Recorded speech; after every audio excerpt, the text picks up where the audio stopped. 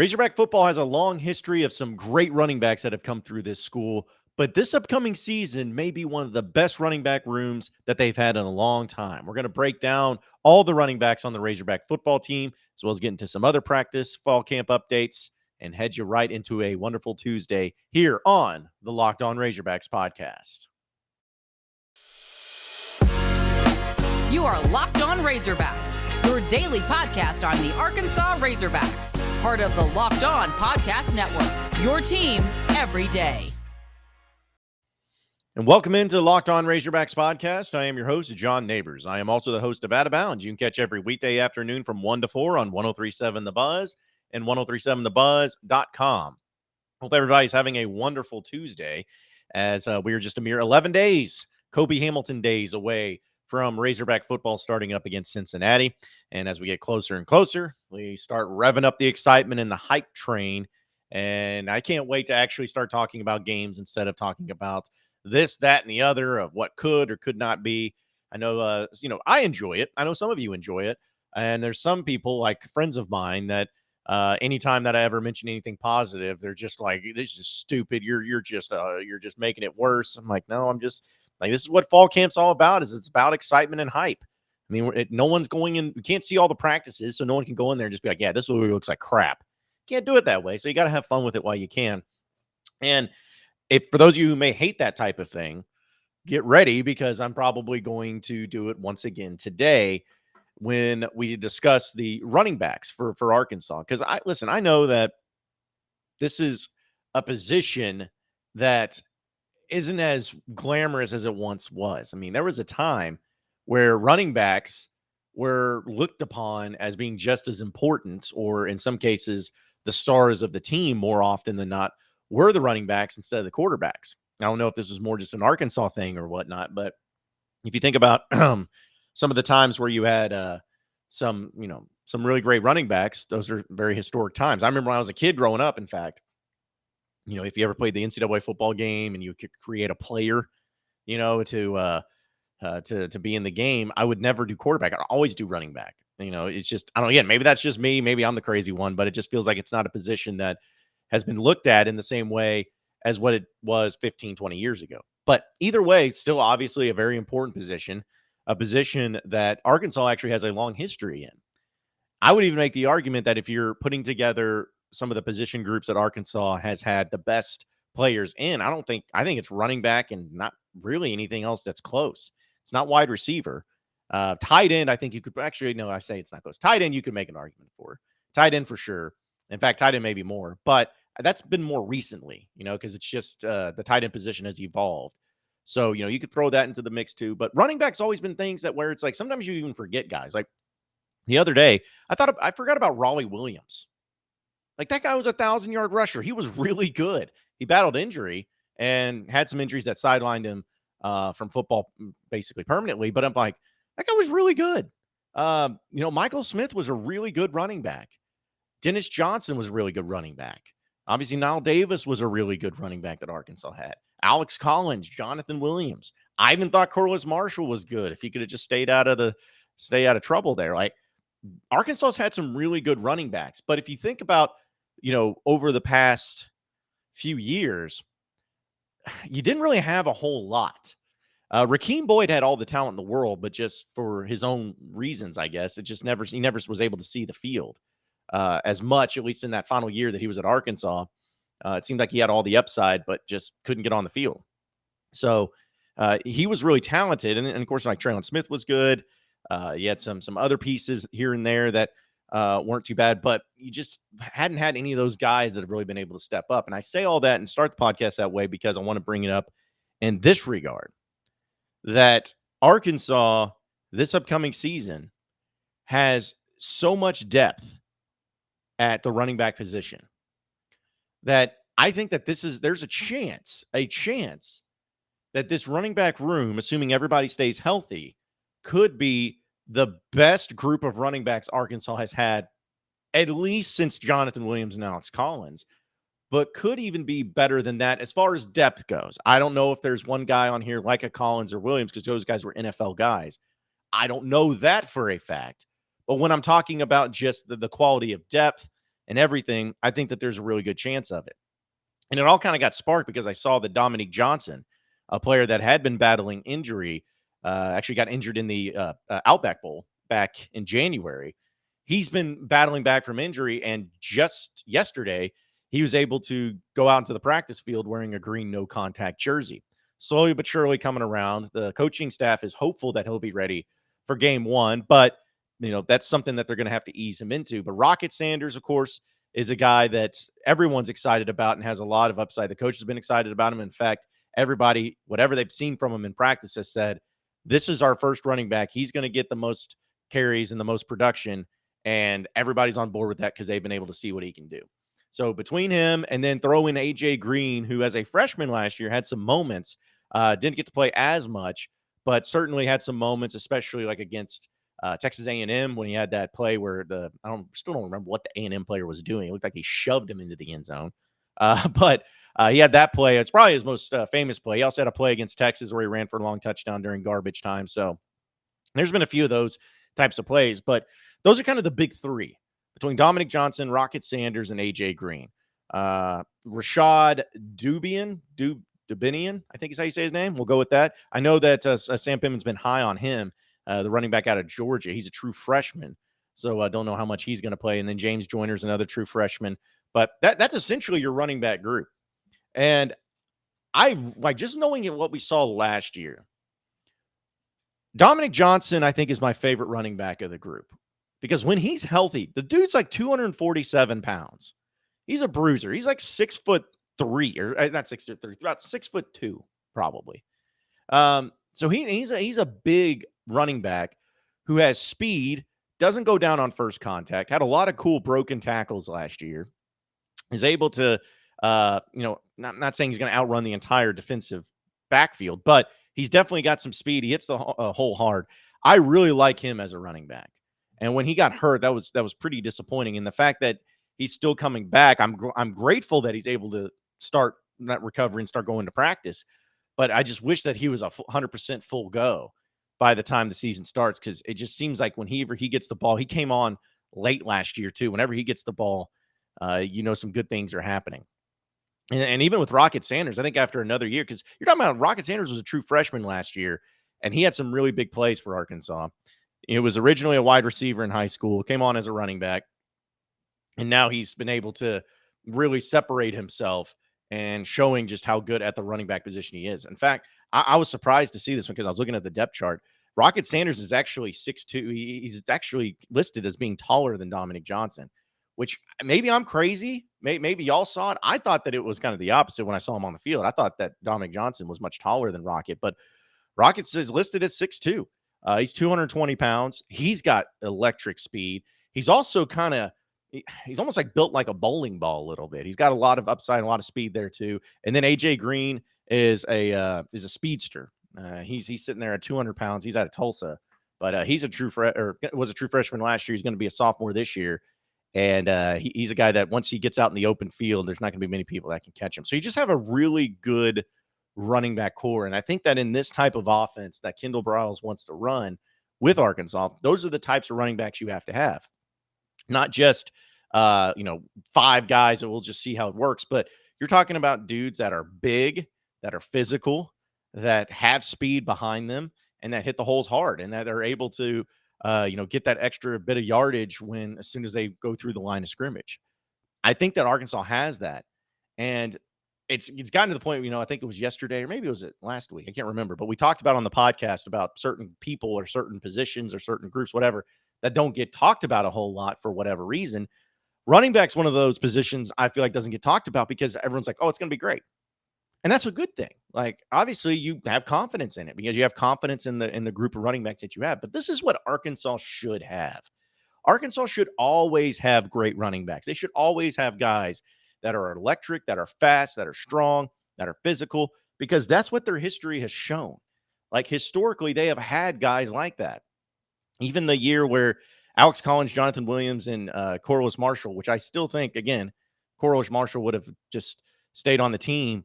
I mean, that group was so good. Corliss Marshall could score anywhere on the field. We know Alex Collins is a guy that one of very few SEC running backs at 1,000 yards in each of his first 3 seasons. Jonathan Williams, I know that he got injured, I guess it was in 2015.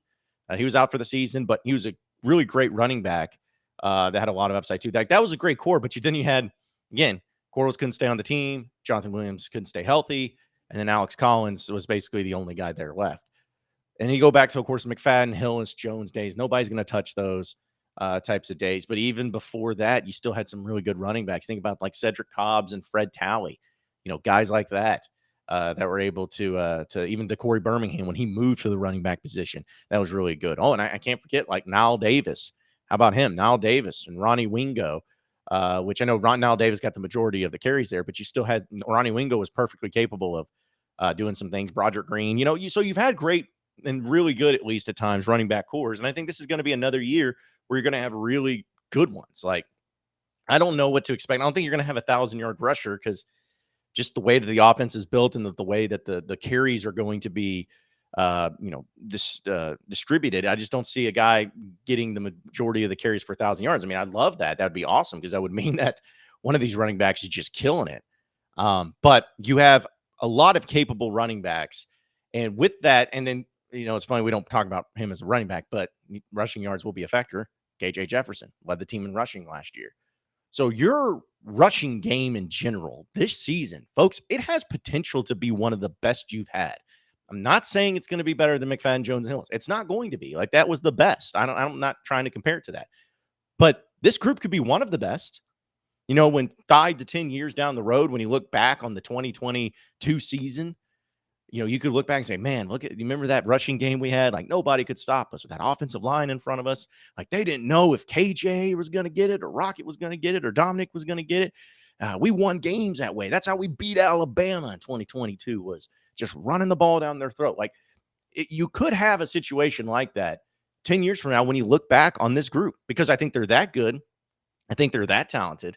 I think you have that many pieces that could be put together. I think Sam Pittman's done a great job of recruiting a lot of these running backs. And that offensive line, as we know, is going to be pivotal when it comes to the success that they could or could not have. Like, whatever it comes down to is going to be about that offensive line in front of them. But as we said, as long as Sam Pittman's your head coach, you're going to have a great offensive line. That's just the way it's going to be. But I'm excited about these running backs. I really am. I think that, and all of them are young. That's another great thing too. Like, Dominique Johnson is the older player, and he's entering into his third year. So he's a redshirt sophomore, I guess, is what he is going to end up being. It's hard to even say whether or not people do red shirts or not. So, but no, he's going to be a junior. Okay, so he didn't redshirt. So third-year player. You got your third-year player, Dominic Johnson. You got two true sophomores, Rocket Sanders and AJ Green. Young players, quality players, good players that will be able to bring you and really help out the passing game too. And I think there's a lot of excitement surrounding the running back group, and rightfully so. BetOnline.net is the fastest and easiest way to check on all of your sports betting needs. Find all of your favorite sports and events at the #1 online source for odds, lines, and games. Find reviews and news of every league, including Major League Baseball, NFL, NBA, NHL, combat sports, esports, and even golf. BetOnline continues to be the top online resource for all of your sports wagering information, from live in-game betting, scores, and podcasts. They have you covered. Head to betonline.net today and use your mobile device to learn more about the action happening today at betonline.net, where the game starts. You are Locked On Razorbacks, your daily podcast on the Arkansas Razorbacks, part of the Locked On Podcast Network, your team every day. All right, so we know that the excitement surrounding fall camp is definitely upon us, and the amount of people that have been listening to the podcast and reached out about certain things that they want us to talk about the podcast and everything. Like, I'm not going to sit here and say that I go through and I'm like, well, whatever anybody ever suggests on the podcast is something that I will always talk about. Like, that's not something that I just do.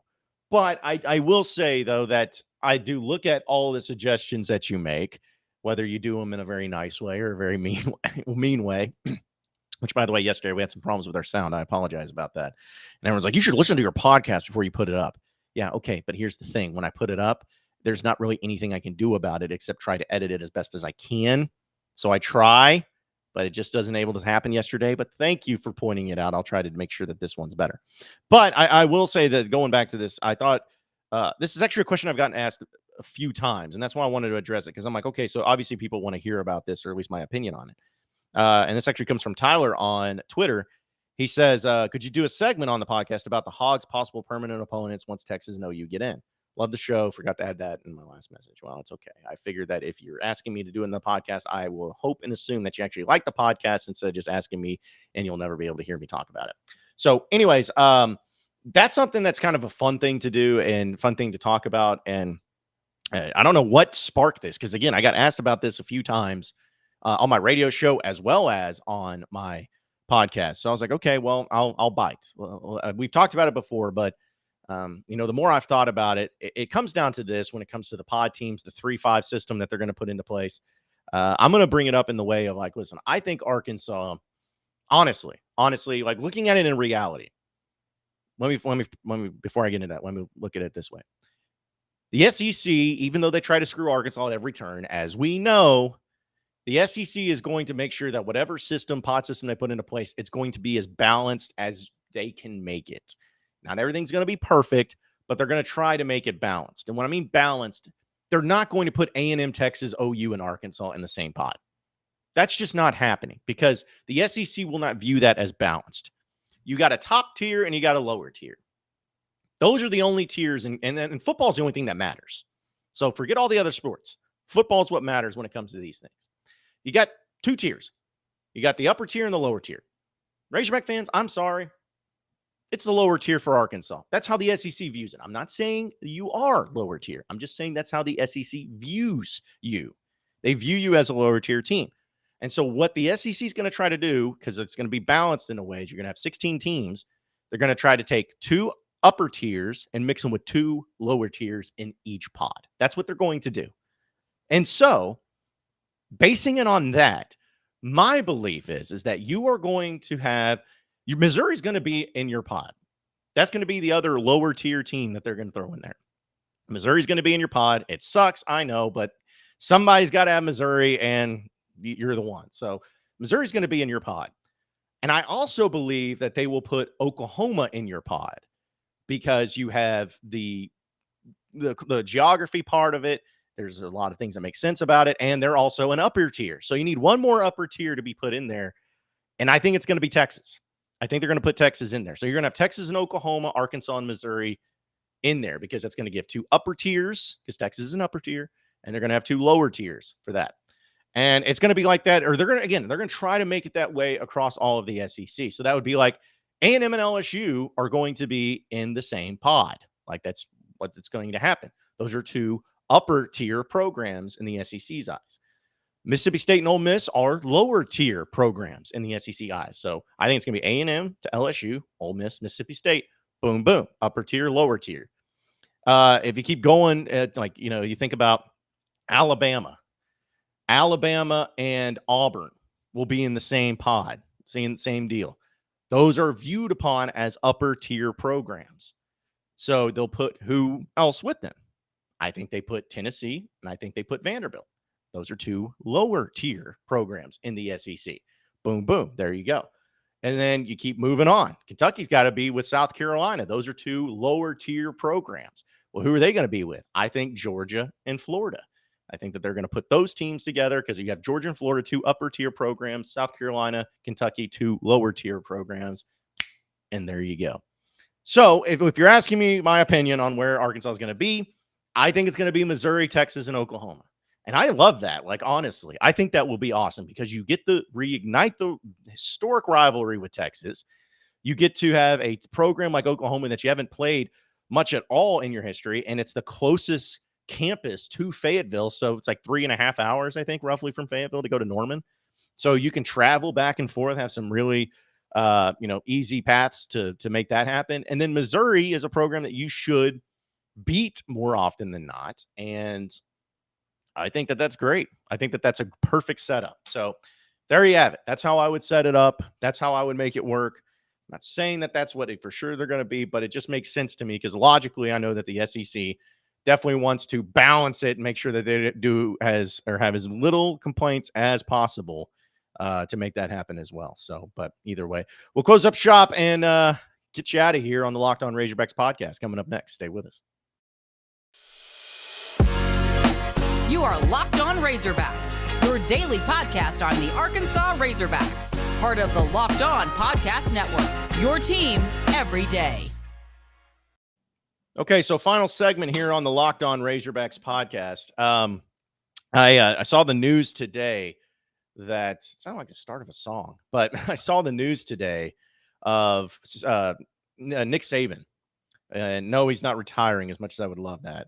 But Nick Saban is once again the highest paid football coach in college football, because you can't have him not being the highest paid football coach in college football. As Alabama approved a deal today, God bless, 8 years, $93.6 million deal through 2030, which makes his average salary be $11.7 million per year. Now, that's a ton of money for a college football coach. And the fact that it's been done through that long period of time until 2030, I think Nick Saban's going to be 79 when that ends up happening. People are like, oh, well, he's not going to make it that long. Don't even joke, because if there's somebody that could do it or would want to do it, it would be Nick Saban. But I see that number of $11.7 million. And so many people are just like, oh, my goodness gracious. It's insane how much football coaches make this time. It's just unbelievable. It's insane. Well, here's my thing about Nick Saban making $11.7 million. I still think he's way underpaid. Way underpaid. Now, there are some coaches that are overpaid. Like, I still think the Mel Tucker deal was the stupidest thing I've ever seen. It could pan out. It could. But it ain't enough. Not a good sample size of him to just, for 1 year? Get out of here. I don't buy that.